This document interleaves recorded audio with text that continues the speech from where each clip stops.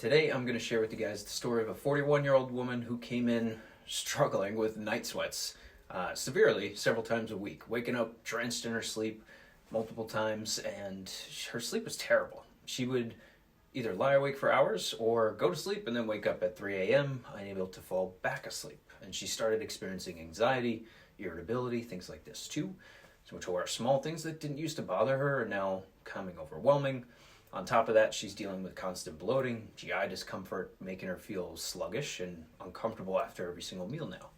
And she's tried different diets. She's tried all these supplements, hormone creams, and nothing seems to help. So check out the labs of what we ran. We found a ton of answers for her, so come along and check out what was causing her symptoms. So knowing her symptoms and how she was presenting clinically, I wanted to look at both thyroid hormones and female sex hormones. So really, we're seeing that reverse T3 is elevating. We're seeing an autoimmune response with her thyroid antibodies.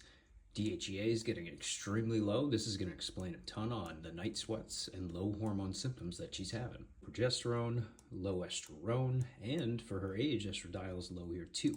So this is going to be a huge focus point on her health clinically. And with all her discomfort in the GI system, we wanted to look at breakdown of her foods.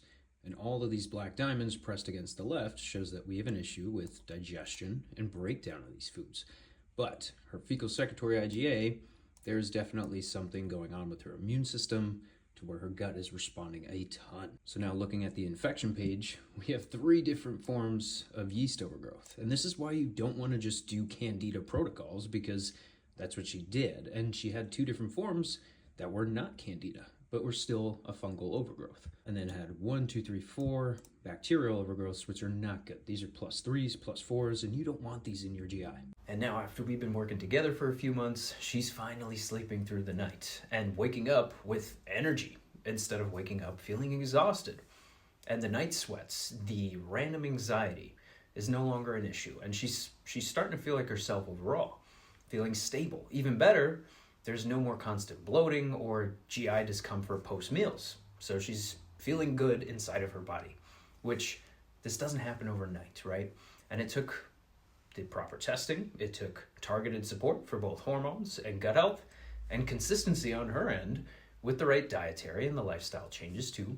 And now instead of feeling like she's constantly fighting her body, she's finally at peace with it. And that's how it should be. So to get proper testing and have a plan for what's causing your symptoms and how to get back to normal, comment testing down below, and I, Dr. Antonio, will reach out to you guys and figure out what the next best steps are to get you started.